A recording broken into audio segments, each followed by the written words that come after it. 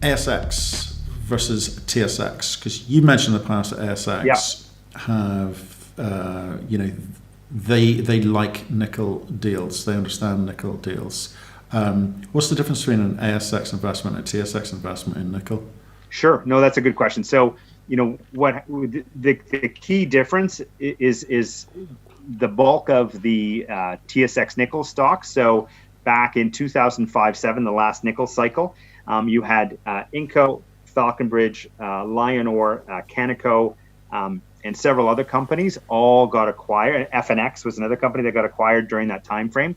So you had a whole set of small, medium, and large size companies that all got acquired. So all of a sudden, in terms of the investable universe for nickel, it collapsed down to literally a handful of companies by 2008-09. So, and it happened at a time when nickel fell out of favor with most investors. So it was like, well, I don't like nickel that much. There's very few ways to play it on the TSX. So literally, the biggest challenge I had with RNC and Dumont through the 2010s was trying to, if I could sell an investor on what the long-term nickel story looked like, was, what, I'd love to invest in you guys, but there was us, there was Sherritt, and there were a couple of other smaller companies at various stages of exploration and development. The total market cap, the entire market cap that was nickel was a pretty small number. They said, I just can't, as a fund manager managing $300, $500, $1 billion, I can't justify the time to spend it on nickel to get, to then make a decision about buying a nickel company. On the ASX, there were some acquisitions, but by and large, you still had, Western Mining was the big one that, BHP took out. But you had a very well-developed set of companies. Western Areas has been the long-term, producer in that market. You had Panoramic, Poseidon. You had a bunch of exploration stage companies that had, different deposits.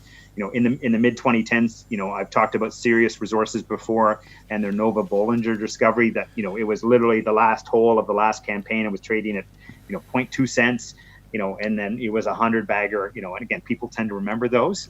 So you've always had a very investable set of companies on the ASX, which has now been joined by Nickel Mines, which owns a chunk of one of Tsingshan's plants in Indonesia. So again, for Australian investors, they've continued to stay invested in nickel all through that time frame because it's sort of been a large enough investable universe. So, again, why I'm excited to see the Centauruses of the world start to emerge with looks like a pretty interesting deposit is just we need to continue to expand that investable universe to give investors the full set of options to so they're like, okay, I'm going to learn about nickel and I'm going to commit capital to the space because I've got a bunch of different ways I can play it as the story evolves.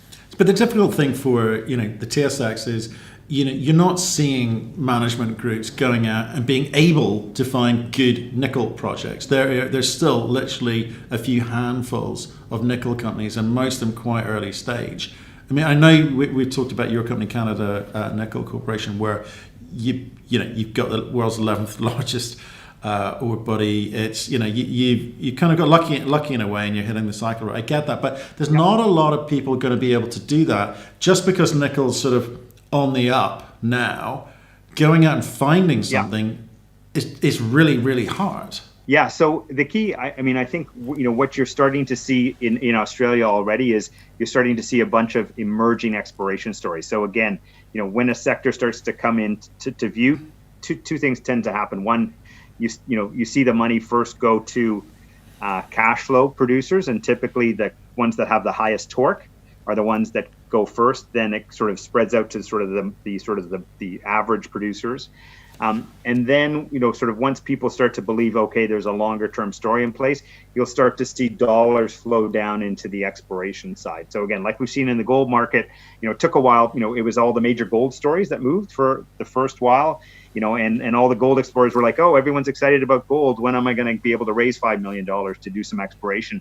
And over the last 2 months, we've all of a sudden seen a huge amount of cash starting to get invested in the, in earlier stage exploration. That's already started to happen in Australia. So you're starting to see a bunch of earlier stage exploration stories evolve. And again, some of them will work, some of them, most of them won't. That's the joy of early stage exploration. But we're at least starting to sow the seeds of having companies that will start to move up the chain. With Canada Nickel, because of the nature of the deposit and our experience, we're able to advance it very, very quickly there. That's not going to be the case with everybody. But again, those are the opportunities. If you get in early with the company at a relatively low valuation, it could go to zero, but it also, those are the ones that give you the chance of having those, 10, 20, 50 baggers that we all dream about in our portfolio.